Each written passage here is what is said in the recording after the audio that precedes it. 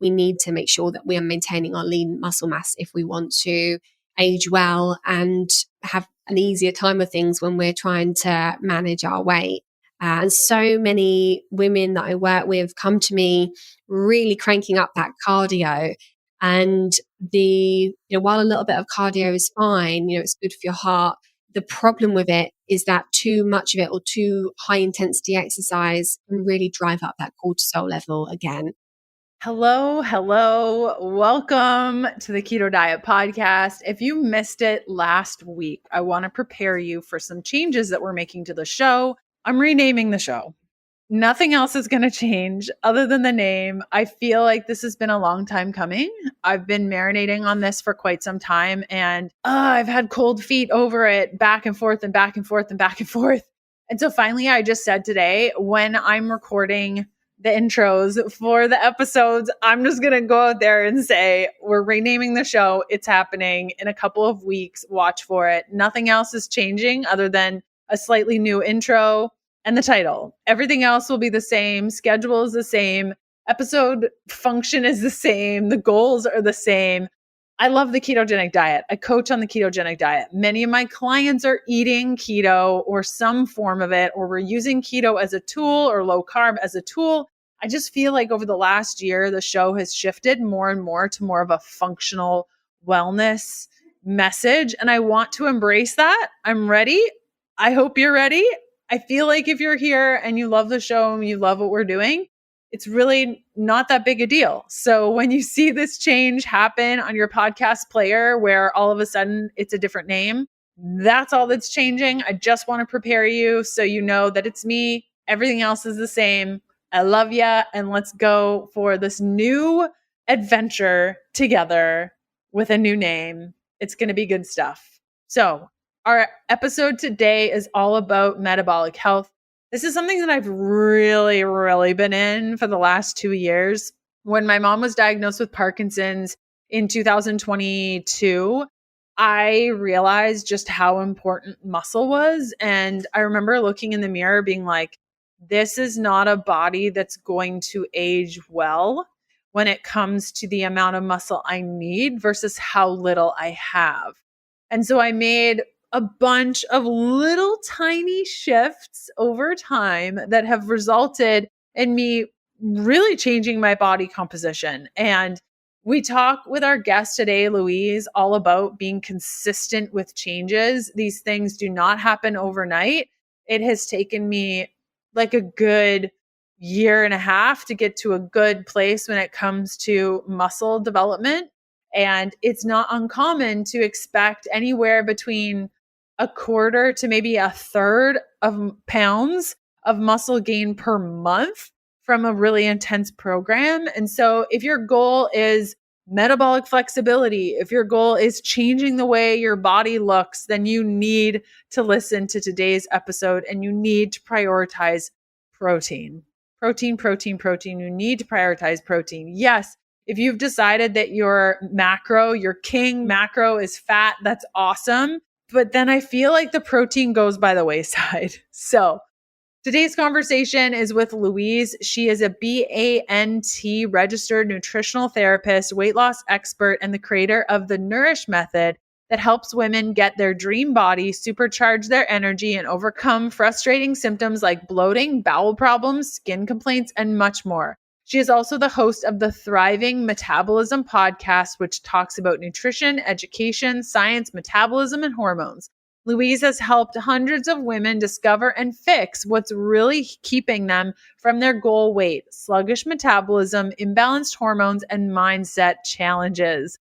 Our conversation, we go through all sorts of things, from the eat less, burn more situation that we all know and absolutely hate, body recomposition, the tools that we need to use to break down the fat that's just not moving, including blood sugar regulation, gut support, liver support, and specific foods that we both use and love when it comes to hitting our macro goals. Let's cut over to our conversation with Louise.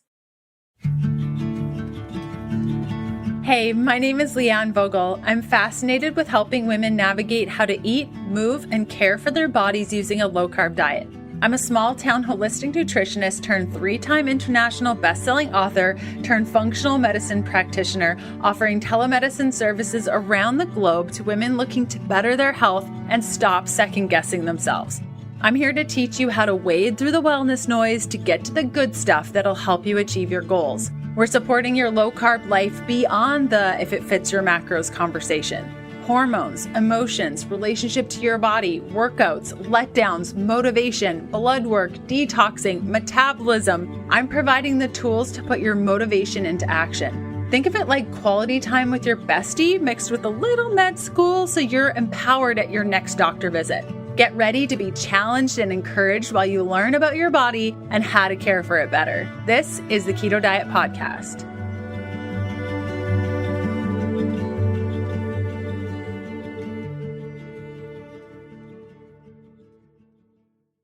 Hey, Louise, how's it going? Hey, I'm really good. Thank you. Thanks so much for having me. Yeah, I'm so glad to have you on. We're going to be talking about the metabolism today. I'm really stoked. Yeah, awesome. Me too.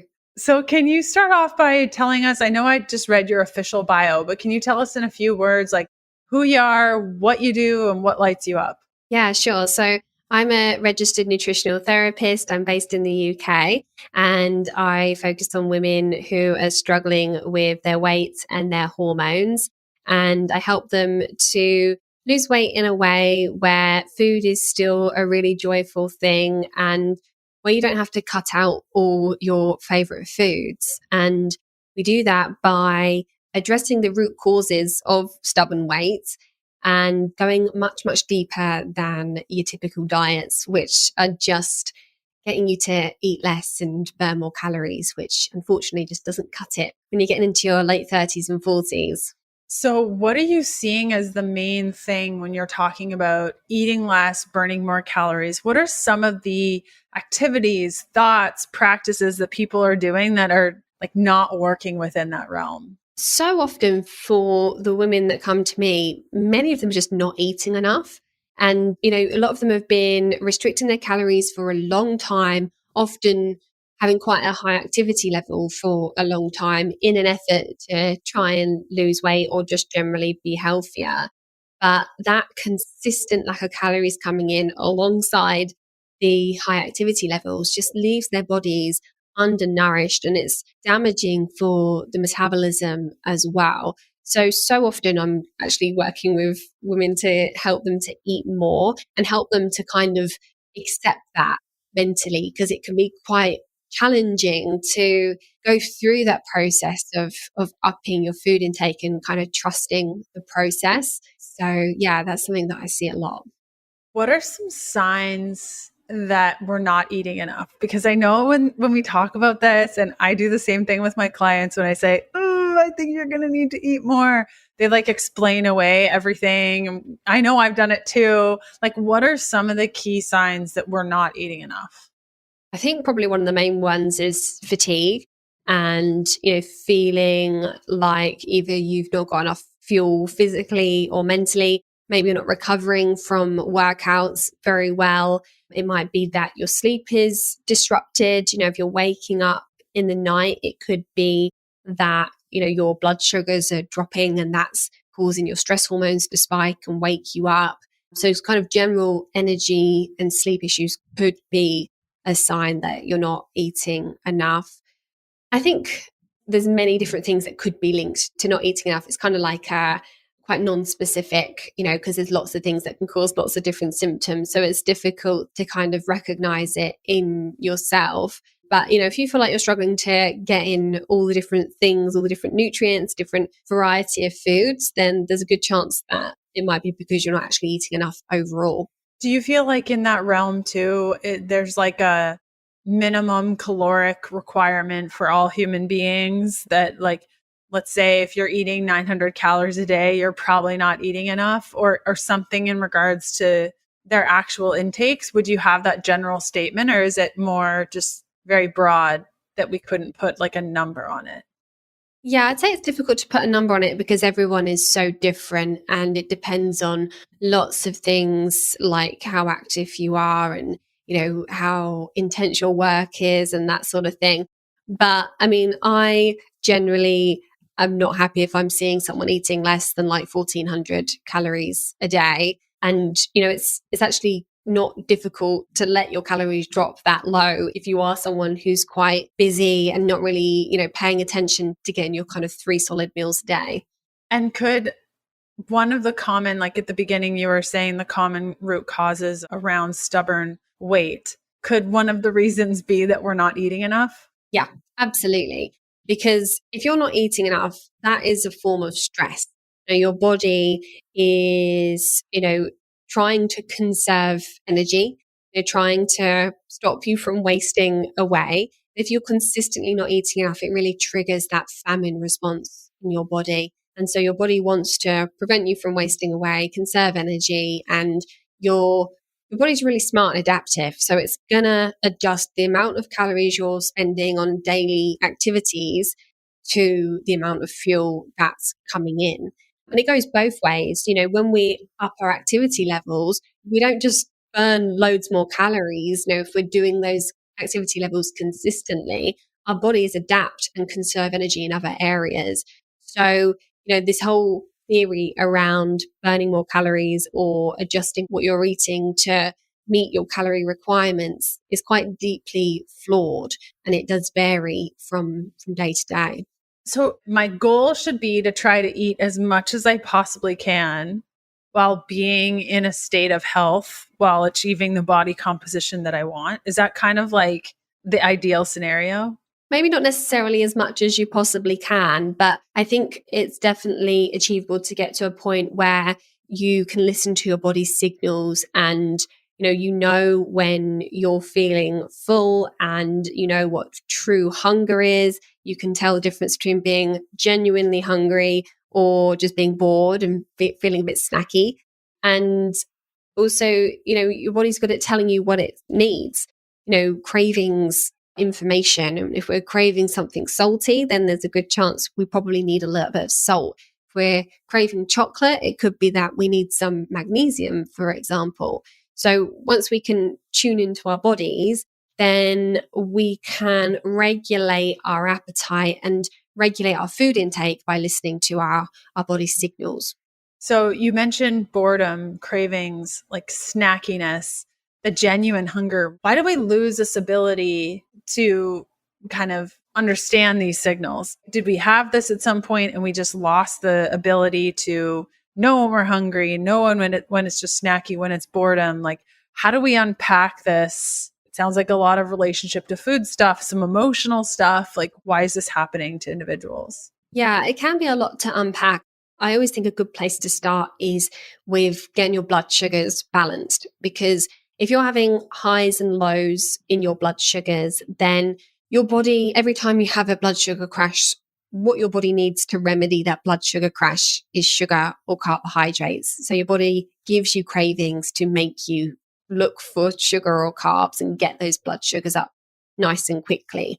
And overpowering that is really difficult. It's very difficult to use willpower to ignore those cravings. So if we can get our blood sugars balanced, then we are in much more control over our, the types of foods that we're looking for. If we're not at the whim of our cravings, then it's much easier to say, okay, I need some vegetables in this meal or whatever.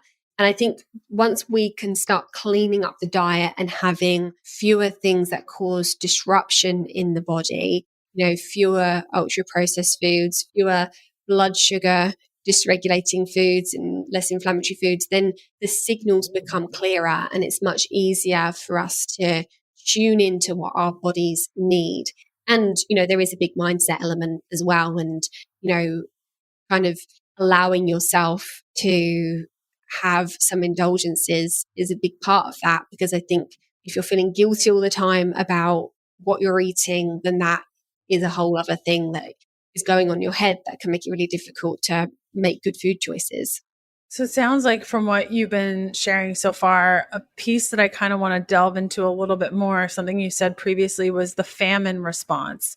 What else is going on in our body when we're experiencing that famine response? And how can it kind of trickle through the rest of our health? Like I'm thinking thyroid, other imbalances, inability to grow muscle. What other things are happening when we're going through that famine response? Probably adrenals are being annihilated too through that. Like, can you take us through some of the issues just for that lady that's like, I think I'm eating enough. I can't lose weight unless I eat 900 calories a day. This conversation is not for me. But P.S., I'm also dealing with hypothyroidism, adrenal dysfunction, and I can't grow muscle at the gym. Yeah. So when you're not eating enough, the main thing that's happening is your cortisol levels are increasing. You're having a stress response. And cortisol is very inflammatory. So that is going to be disruptive to your hormones. It's going to be causing all sorts of issues in your gut and with detoxification and absorption of nutrients. It's going to be having an impact. Your thyroid is something that needs fuel. And if you are not having enough fuel, then it's going to start downregulating. And your thyroid is the master controller of your metabolism. So if your thyroid isn't functioning optimally, then your metabolism is going to be slowing down and you're not going to be burning as many calories. You're not going to be burning fat efficiently. You're not going to be making energy efficiently. And that is really going to halt your progress. And then you've got the hypothalamus in your brain, which also needs fuel, particularly in the form of carbohydrates. And if you're going too low with those carbohydrates when you're in a state of stress or when you're in a state of famine, then that hypothalamus isn't going to be functioning so well. And that's going to have a knock-on effect on all of your hormones because that's where we're controlling the hormone production. So we've talked a good amount about not eating enough and how that can be a common issue toward stubborn weight that's not going away. What are some of the other root causes around stubborn weight that's just not shifting? So gut health is a really big one. We see imbalances in so many of our clients, whether they have digestive symptoms or not. We're very often testing the gut bacteria. And if there is an imbalance in the bacteria, whether that is a lack of beneficial bacteria or an overgrowth of bacteria in the gut, then, that can cause disruptions to how you're absorbing your nutrients. There can be a production of toxins, there can be a source of inflammation, it can dysregulate your immune system. So the gut is something that is, a very common source of issues. And your gut's linked to everything in the body. So if your gut isn't happy, then that's going to cause disruption to everything else, your hormones, your detoxification, etc., everything. And later on in our conversation, I definitely want to go through action items, specifically with blood sugar, which you spoke about, and the gut piece. I want to keep kind of delving a little bit deeper into the process here. And then later, I kind of want to go into action items. So for those listening who are just give us the goods, hold on tight. I will ask those questions. So earlier, you were talking about how there's a mental acceptance of increasing food and trusting the process. Can you take us through some of the emotions that can happen and through that process? I've personally had to do this a couple of times. It's not the most fun to go through. Can you talk about kind of what that process is like for your clients? It's essentially reverse dieting. And when you've been dieting a while and you've been restricting your calories a lot, you kind of have to retrain your metabolism. And in order to do that, we need to gradually increase your food intake so that you can maintain or lose weight at a higher calorie intake. But in order to get to that point, sometimes you have to gain a little bit of weight first. Not always. I've worked with people who have managed to increase their calories and actually lost weight from day one. But sometimes, particularly if you have been a serial dieter, then the weight may go up a little bit at first. So you do kind of have to trust the process and, also look a little bit deeper than just weight, look at your body composition in inches and, there's lots of ways in which your body can change weight where it's not actually fat that's being gained. Yeah, I'm so glad that you touched on this. I've personally been doing this for about 2 years, really focusing on body composition. And it is incredible to see. You can go online and look at pictures of individuals who say, like, this is me at 150 pounds. 3 years later, this is me at 150 pounds. And they look completely different, like completely different human being. And so that's why I'm always saying, like, we really have to look at your body composition. What are ways that we can look at not just the scale, but other means of victory when it comes to that recomposition? So measuring inches can be a good place to start, particularly if you're carrying weight around your middle, or if there are some areas that you can just tell kind of where you're carrying your weight. So inches is a good one. I so often find that if the scales aren't moving, the inches often are.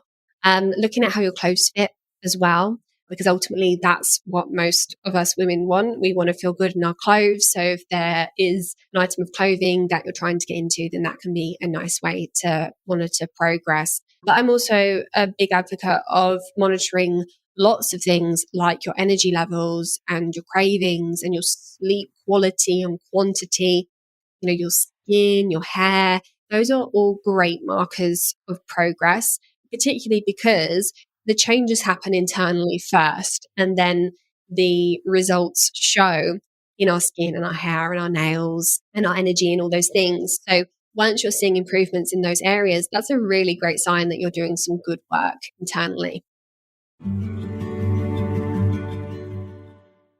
The key to a successful diet is successful snacks. Now, you might disagree with me, but I look at so many food logs in a week, and I can tell you that when we don't have healthful snacks dialed in, we know exactly what makes us thrive, easy access, no GMOs, no sugar alcohols, no gluten, no grain, no corn, no soy, like just healthy, good snacks with no natural flavors or seed oils, just good, pure snacks. When we have that dialed in, when hunger strikes and we have that thing that we reach for time and time and time again, and we are consistent with that, it is the name of the game. Now, of all of the snacks that I have had over the course of the last decade, my absolute favorite snack that I recommend to almost every client that's struggling to just snack healthfully and bridge the gap between meals or even have a little mini meal is 100% grass-fed beef sticks from Paleo Valley. They are by far the most delicious, most nutritious snack out there when it comes to hitting our protein goals. Their sticks are beyond grass-fed and sourced from grass-fed and finished American farms using regenerative practices to restore environmental health. Their high quality beef is so flavorful that they only have to add organic spices rather than MSG, gluten, sugar, and other stuff found in meat sticks. They're also not super chewy. They're just soft and delicious. 100% grass-fed, sourced from U.S. family farmers, keto, paleo. They only use organic spices. They're fermented for your gut health. They contain no ECAs. They have 0 grams of carbs, 0 sugars. They're satiating. They're great for on the go, and they are going to fill that gap. I promise you. So you can find more by going to paleovalley.com/keto. And on that page, you're going to find my favorite Paleo Valley items. You're going to see the beef sticks there. You can use the code KETO, all in caps, for 15% off when you go to paleovalley.com/keto. So skin, hair, nails, energy, sleep, all these good things. But why do you think, and maybe you've never experienced, you probably have, why do you think it's just not enough for people? Like, I've had so many clients be like, yeah, like I'm sleeping better and I have more energy and all that, but the scale's not moving. I don't care about anything else. What do you think is happening there? Even knowing that the changes are happening internally first, it's just not enough. Like, any words of wisdom for that individual? I think we just have such an attachment to the scales. And, I think we tend to remember a time when we felt good and we tend to associate that with a certain weight. But, even if you can get yourself back to that weight, that doesn't necessarily mean that you're going to feel good or your body's going to look the same as it did. when you were that weight before, because your body does change over time. So yeah, I think it's just a case of reminding yourself of that constantly. If the scales are something that you're really tied to, so often I'm suggesting to my clients that they just throw away the scales, because I can't tell you how much stress it causes people when they see that they've gone up 500 grams one day. The likelihood is they're probably going to go down a pound, the following week. But when people are measuring themselves or weighing themselves every day, it fuels a lot of stress. And then that stress is detrimental because, as we know, stress is very inflammatory and disruptive to hormones. So it's something that can really hold you back, getting too fixated on the scales. Yes, too. And I think when you see that number creep up, there's always this, screw it. Like nothing that I'm doing is working. And then it's this whole out binge fest and all you needed to do was wait 2 more days and the scale would have shifted. I know as a practitioner, I find it fun to check my weight in the evening and the morning and just see what a big fluctuation it is. And I have one of those Bluetooth scales that like uploads to my phone. And so last night I took my weight and it was 5.5 pounds more than this morning.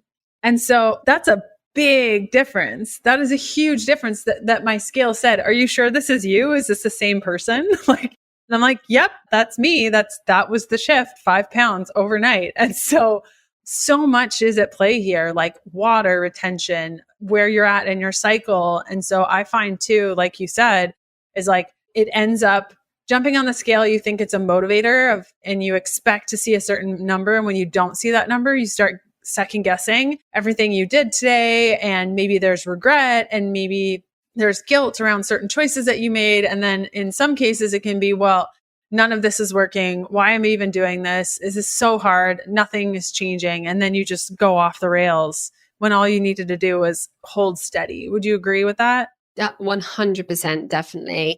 I think, consistency is key, and weight loss is not a linear thing. It's going to go up and down day to day, and particularly for women over the course of the month. And, particularly if you're perimenopausal, because your hormones are kind of a bit all over the place and your weight will follow that to a certain extent. I was talking to someone on another podcast a few days ago who was saying that they use their weight almost as like a measure of their glycogen stores in their muscle, because if your glycogen stores are full, then you're going to be heavier. And then they use that to help them decide how intense their workout's going to be. So, it's a completely different way of using the scales. And it sounds like a much more sensible way of using them as well to me. Yes, I love that you mentioned that, because on the weight that I took last night, I was preparing for a very heavy leg day this morning. And so that's exactly it. And I think that that's such a great way of looking at it. A word that you use there, I kind of want to drill down: consistency. Consistency is key. When we look at Instagram and we see these before and after pictures, oftentimes my first question in the comments of those people's posts is, how long between before and after? And generally it's like 3 to 4 years. 3 to 4 years is the average answer that I get back. Would you agree with that? That really, in order to completely change the way your body looks and get like total epic results, it actually takes that long? Or how do we stay on for that long if it does take that long? I think it depends on the degree of transformation. If we're talking about losing a few stone, then, it's not going to take 3 to 4 years. It could do if you've got some serious metabolic issues going on, but the likelihood is it probably won't. Probably more like 6 months is more realistic. But in terms of maintaining that, then, it's the rest of your life, isn't it? And that can feel really overwhelming. But I think the key is making changes or finding a way of eating and exercising that you really enjoy and feels really good to you. And oftentimes what that means is finding a way of eating that gets slower progress, because it allows more flexibility in what you're eating.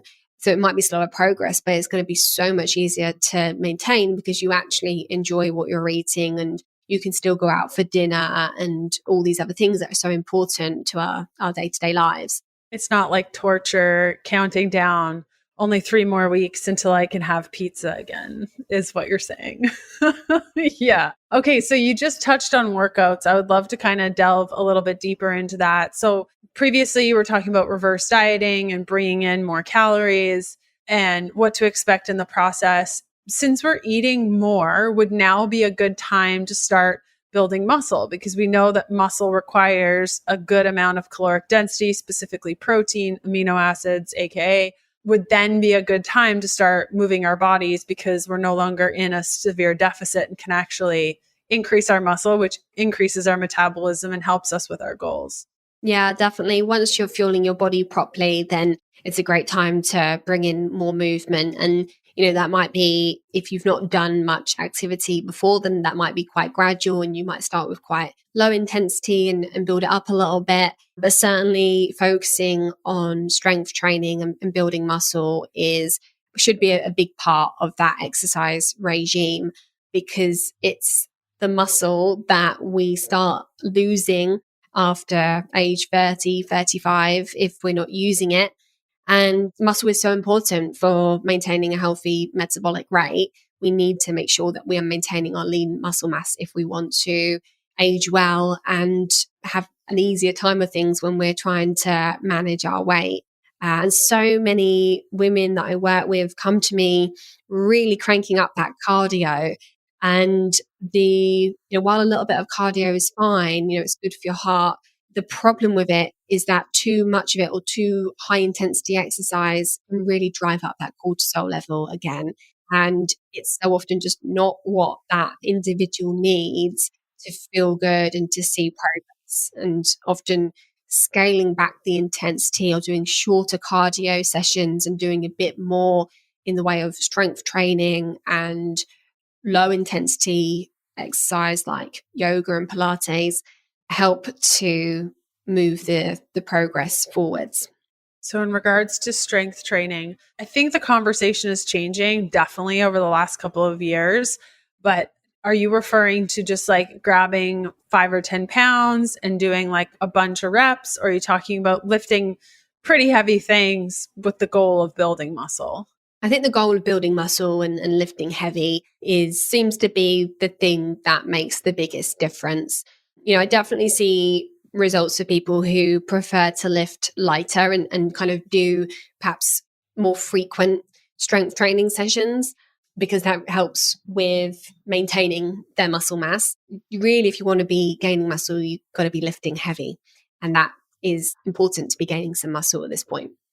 So concerns for ladies that are probably around the 50-year mark, I find that's kind of where we were still having the conversations around, if you build too much muscle, you're going to look bulky. And I hear that from a lot of my clients around that age and higher, of just like, I don't want to lift anything that's more than 10 pounds because I could get really bulky. Any words of advice for those individuals? Yeah, I think you've really got to be, doing several heavy lifting sessions a week, taking your protein shakes and really dialing in your nutrition to be building muscle. Like, it's not easy to build muscle at any age, and it's much harder when you're over 40. So getting bulky is unlikely. I just wouldn't be concerned about it. Yeah, it's not like, oops, you fall out of bed and instantly you're this bulk monster. Like it is years of heavy, intense work to try to build that bulk, where you have to be very intentional with being in a bulk. So I couldn't agree with you more. Now, when it comes to we've talked about eating more to regulate the metabolism, why it's important, the piece about consistency and strength training. How should we be eating? Like, this is the Keto Diet Podcast, and I understand that not everyone does well on a super strict ketogenic approach. Myself personally, I'm more moderate to higher carb at this point, as I'm personally trying to bulk, very challengingly focused on that. And so where's kind of the macro conversation in all of this when it comes to your proteins, fats, and carbs? I think it looks a bit different for everyone, but the main thing that we're trying to achieve for pretty much everyone is getting enough protein, because it's so often lacking for most of the food diaries that I'm looking at. And in terms of enough protein, I think a good baseline is at least 20 grams of protein per meal. And then making sure that people are actually eating some fat. This being the keto podcast, it's probably not news to your audience that you need to eat some fat. But I still have clients come in who are on a low fat diet. And, it's really sad for me when I see it because they're missing out on such tasty food, but also their bodies are just missing out on such essential fatty acids. So yeah, making sure that people are getting some fat in and that they can digest it is a big part of what we do. And then also, I think just getting that carbohydrate part right. And that is the bit that can vary a lot. I think some people do really well on quite a low carb intake. Others need more, perhaps if they're highly stressed, if they've got thyroid issues, then they're going to need a bit more if they're very active. So yeah, and I think helping people to understand how to adjust that as time goes on as well. Yeah, I think one thing that really helps me personally is understanding that protein really doesn't change. Like protein is set for the type of body that I have. It's really not going to adjust up or down really that much. It's going to be pretty stationary. And then you just get to decide, okay, do I want to be more fat focused or carb focused? And how am I going to fill those in? So if I'm going to be fat focused, I'm going to make the bulk of my calories come from fat. And then I'm just going to fill the rest of the calories in with whatever carbohydrates are left over. Or on the flip side, if I want to focus more on carbohydrates, then I'm really going to focus on the carbohydrates and fill the rest in with fat, understanding that like there is such a thing as too low fat, like you said, and really understanding that balance. And I think when you start to understand that fat and carbs are kind of on this teeter-totter and protein is just kind of stationary, it helps me even in a day where, if I'm out and I have a little bit more fat than I generally do, then in my mind, I'm thinking, okay, well, for dinner, I think I'm going to keep it pretty low carb. And today I'm going to do more of a fat centric approach. And then maybe the next day I push carbs a little bit more. So mentally I'm like, okay, maybe I won't have like a full avocado with dinner. Maybe I'll skip the avocado and just kind of in your mind to kind of play around with those two macros. Do you kind of take that same approach as well? Yeah, definitely. Particularly when ladies are coming more towards the end of our program and they're feeling more confident with adjusting their own food intake. I try and keep it simple, initially. But yeah, that's ultimately where we want to get people to, where they can just adjust their fats and their carbs according to what they've got going on. Yeah. And I guess in the beginning, it's really just like the education piece around how to make all this work, because at that point, you're not trusting your body. And so there's a less of an intuitive sense, would you say? Yeah, exactly. I think the intuition comes, at least several months in once you've been consistent for a while. And that really leads us to the piece that you were talking about previously on food being joyful and getting to that place of what I'm hearing you say is eating enough, your body's feeling good, you trust yourself, you're getting to eat foods that you enjoy, because there's nothing worse than the ongoing cycle of diet starts on Monday. By Thursday, everything is sideways. You say, screw it. The weekend is a mess. Alcohol is usually involved. And then the diet starts again on Monday. And it's this vicious cycle. So what I'm hearing you say is putting in spots where you actually are eating the foods that you enjoy and going out to the restaurants. For somebody that might not have a lot of quote unquote self-control and they're more of an abstainer, where if they have just a little bit, they're going to go off the rails. Do you have any thoughts around those sorts of individuals? Yeah, I mean, it's tricky. I think that when you're someone who tends to go off the rails, I think it can come from just a long history of dieting and having to be restrictive. And then it's like as soon as you do get to have something, you can't rein it back in again. And I think when you can get your blood sugars and your hormones more balanced and your gut working well as well, it's a lot easier to regain that control again. And I think, kind of setting yourself a rule of having, only ever having one day off and never letting that go into 2 days can be helpful for those types of people. Yes, completely. You guys have to check out the grill that everyone's talking about. The Schwank grill heats up to 1500 degrees to grill the juiciest steak you've ever tasted in as little as 3 minutes. This is the portable infrared gas grill that'll deliver world-class steakhouse quality steaks, like think Ruth Chris, Morton's, Del Frisco's, Cut 432 from your home. It'll be the best grill that you will ever have, using infrared heating technology that heats up to 1500 degrees Fahrenheit, creating the perfect sear and the juiciest steak you've ever tasted in as little as 3 minutes. Made in the USA with the same technology used in top steakhouses since the 1980s, now accessible to all of us. Steak, chicken, veggies, salmon, burgers, chicken wings. It'll soon be your favorite thing in your house. At 1500 degrees, you can get that perfect, delicious crust on both sides of your steak without overcooking it. And the steak is incredibly juicy and flavorful. There's truly nothing like this grill. And this really is the future of grilling. I'm really just sitting here salivating thinking about these darn steaks. You can use the code KDP to get you $150 off Schwank Grills. Go to schwankgrills.com. That's SCHWANK Grills and use the code KDP for $150 off. Okay, let's kind of shift gears and talk about some of the strategies to unlock the fat burning potential pieces. We talked about glucose control, gut. Are there any other pieces that you feel are essential to talk about this in this kind of section around the strategy piece? Yeah, we haven't really spoken about toxic load and liver function.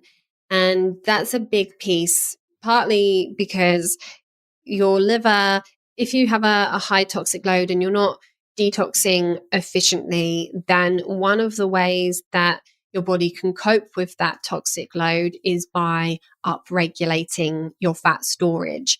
We store a lot of our toxins in our fat because it's out of harm's way, out of circulation. So if your body is struggling to cope with a high toxic load, it can halt the fat burning to help to limit the release of those toxins from our fat stores.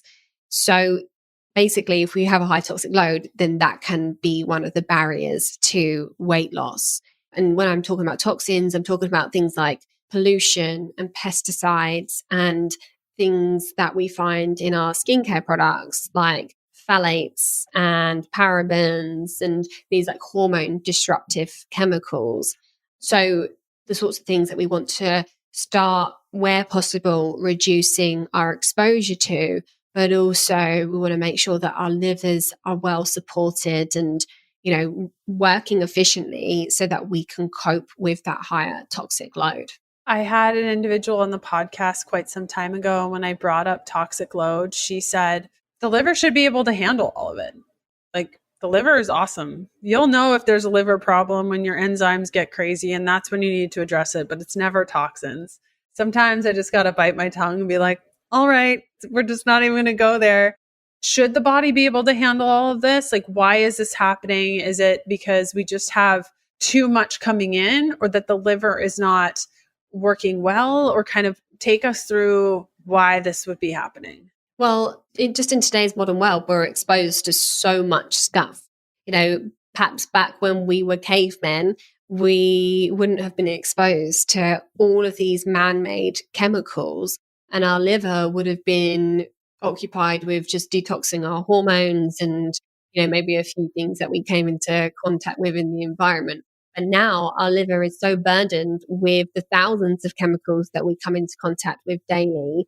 Even just things like on our carpets and our sofas, there's flame retardant chemicals, and in our shampoos and our conditioners and hairsprays and makeup and body lotions and fragrances and, the stuff that we use to fragrance our house and the cleaning products. And, then we've got car exhaust fumes and, the list goes on and on. It's a huge long list of things that we breathe in, or they come into contact with our skin, or we ingest them through our food.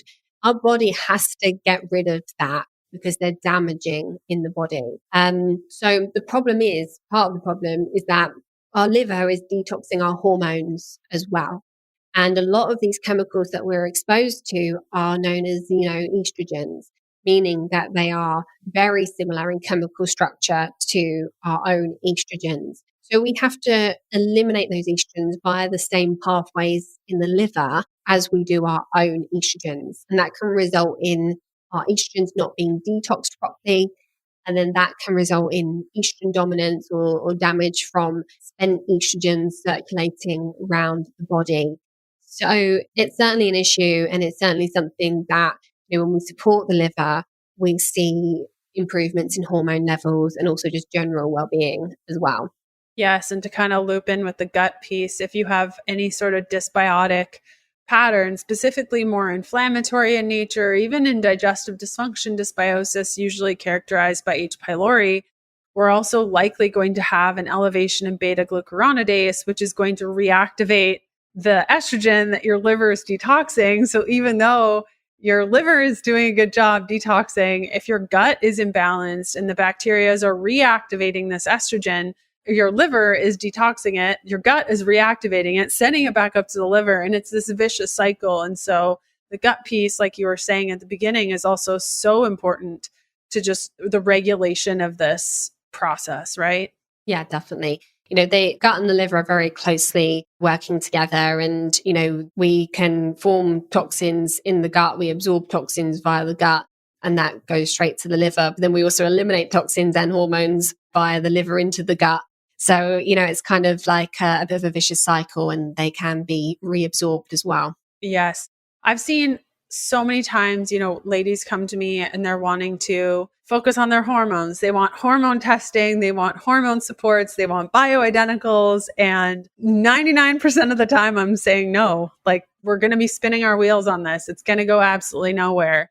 Would you agree with that? That like the main piece is liver, gut, liver, gut, liver, gut, and putting too much emphasis on hormone support, hormone therapies, hormone focus is just short-sighted? Yeah, I think hormones have become a bit of a scapegoat because the hormones are still just a symptom.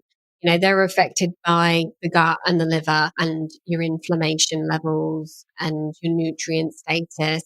So by just focusing on hormones, you're not really going deep enough. It's still deeper than just calories, but it's still not deep enough because the way that we support hormones is by working on the gut and the liver and reducing inflammation and all those other things. And so when it comes to the toxicities, you mentioned like focusing on the liver by reducing exposure. That's one.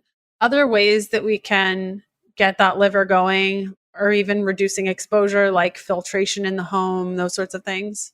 Mm-hmm. Yeah, definitely a good water filtration system is key. Things like lymphatic massage and lymphatic drainage can be really great as well. Making sure you're well hydrated. I mean, it's the most basic recommendation in the world, but it is absolutely key to making sure that you are eliminating your toxins properly. And then there's other things that you can incorporate, like, milk thistle and dandelion tea and lemon juice. And a lot of these herbs and spices are really supportive of liver function and bile flow. So just upping your intake of spices and herbs can make a big difference. It's funny, like as a practitioner, when you're like, just drink more water, it's like, it's so essential, but people are expecting for some like breakthrough situation. Yeah, some pearl of wisdom. Yeah, just drink clean water. It's really needed, So I think too, what's really been on my mind lately is just air filtration and the safety of the air in our homes, because we breathe in 20,000 liters of air a day. And we're just not thinking about, like, I think we've kind of nailed down the food quality. Everyone understands that when you eat junk food, you get junk results. Water quality, I think over the last couple of years, we've really understood that like a Brita water filter is not going to cut it. And so I think we're starting to go in that direction with the water, but with the air, we're just not there. And you were talking about just the exposure on an ongoing basis. If you live by a freeway, or if you have the fire retardants when you get a new mattress, and just all these things are off gassing in your home, cooking is creating those VOCs. And so starting to think about that. I actually did an episode 462, that released on February 27th of this year. So if you guys want to like learn more about that with what Louise is talking about and just supporting yourself toxin wise, that could be a good place to delve into a little bit deeper. Okay. So toxins, liver, big piece when it comes to the action items behind regulating your metabolism, addressing that stubborn weight. Let's talk a little bit more about the blood sugar piece, because you talked about this a little bit at the beginning. How can we regulate our blood sugar? You mentioned at least 20 grams of protein at every meal, which I would imagine would help. Any other tips and strategies around the blood sugar regulation piece? Yeah, the protein is definitely the place to start, because if you're not getting the protein in, then your blood sugars are just not going to be able to regulate. Making sure that you're getting enough fiber is a big part of it as well. Fiber really helps to slow down the absorption of sugars and carbohydrates from your meals. So plenty of fiber, and particularly, if you can get a variety of different types of fibers as well from different types of plants, then that can also help with that. Watching your caffeine intake is part of it. And again, I think this is quite individual. Some people are just not affected by caffeine. Others are super sensitive. But if you are struggling to, regulate your blood sugars, or, if you feel like you're getting cravings and energy slumps, then you may want to look at your caffeine intake, because even though it should be helping us to feel more energized, actually, once that caffeine wears off after a few hours, then you're going to get an energy slump. And the way that it makes you feel more energized is by raising your stress hormones and your blood sugars. So yeah, caffeine. Favorite fiber foods? What are like your go-tos? Like, oh my goodness, I'm not getting enough fiber. What are your favorite ones?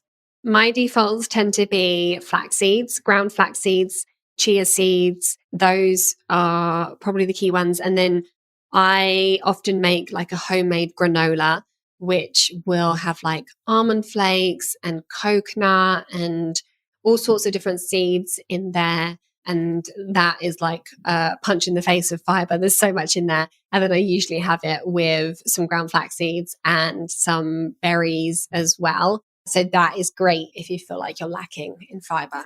Love it. Totally different direction than I take. So this is fun. I'm obsessed with kiwis for fiber. They're so great. And I always have them on board. Berries, always. Legumes, huge fan. I'm really into soaking red lentils in water for a couple of hours, blending it, and then making like little pancakes. And they're like 5 grams of fiber per pancake. And they're awesome with eggs and just so fibrous and delicious. And also coconut flour is really high in fiber, and you can literally just add it to water. I do this when I'm really hungry and I just need a quick snack. I'll literally just add coconut flour to water, let it sit for like 1 or 2 minutes, and it's like a pudding. And that is loaded with fiber. I love that. Yes, it would be very good with your granola, actually. I bet you on top that would be like a really good fiber mixture. Okay, fiber. Next one is like protein foods, because a lot of ladies are not eating enough protein. What are your favorite go-to protein hacks to just bring in more protein to the diet? So in terms of like a hack, I would say keeping like some boiled eggs in the fridge so that you've always got some eggs handy to eat is helpful. But yeah, eggs are a real staple for breakfast and lunches. And then obviously things like your fish, salmon fillets and mackerel and, chicken breasts and chicken thighs are all good options. Things like almonds as well. Almonds are great for snacking on. That will give you a nice little boost of protein as well. And your hard cheeses like cheddar, have a little bit of protein in too, Greek yogurt.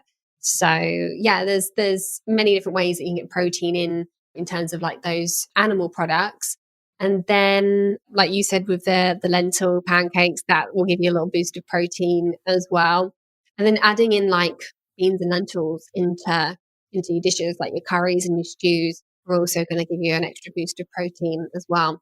It's so easy when we start to focus on protein of just like grabbing a protein shake and making it protein shakes. And I always have to correct my clients. I don't know if you have to do this too when you're looking through logs, is like, this is too much. Like we need actual real food. And it's okay to have a protein shake here and there. I've really been challenging myself. Like, Leanne, try to only have 3 servings a week. Just like really focus on whole food sources. It'll be better in the long run, because it's so easy to default to just that quick protein. Would you agree that the whole food sources are going to be better? Yeah, 100%. I try to use protein shakes as like a supplement, and I generally tend to keep it to, have I had enough protein today? Probably not. Or do I need a really quick injection of protein or a quick meal? okay, I'll use some protein powder. But otherwise, I think it's important to get it from real food. Yeah. Not making it a staple. It's so easy. I know there was a time there for a little bit I was having 2 or 3 per day. And I'm like, this is a problem.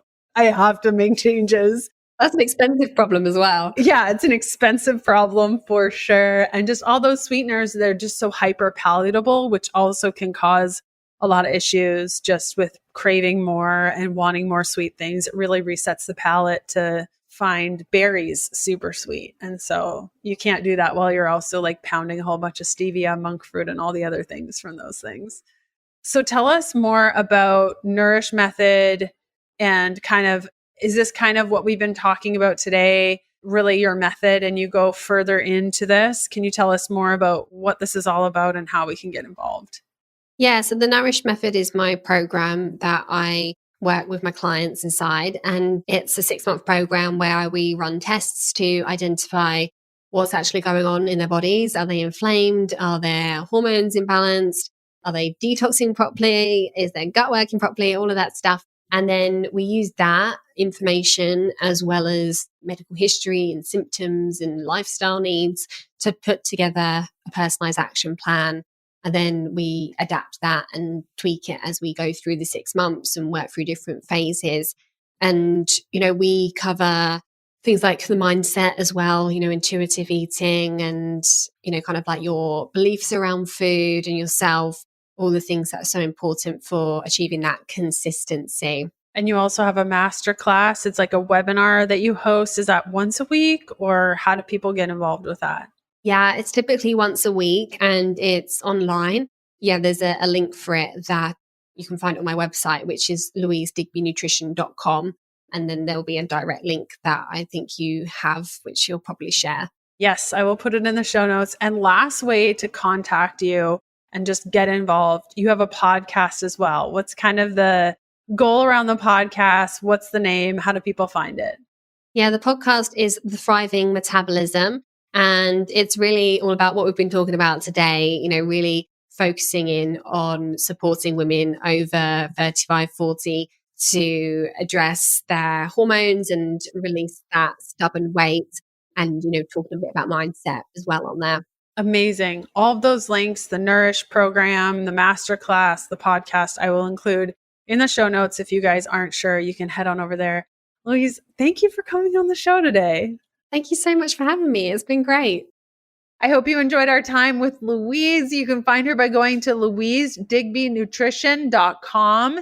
You can also find her at the Thriving Metabolism podcast. She also has a masterclass and a bunch of resources. So it's best to just click on the information for today's episode. Click on over there, check out the links. And again, her website is louisedigbynutrition.com. We'll see you back here for another episode next week. Bye. Thanks for listening. Join us next Tuesday for another episode of the Keto Diet Podcast. Looking for more resources? Go to healthfulpursuit.com for keto meal plans, weight loss programs, low-carb recipes, and oodles of free resources to get you going.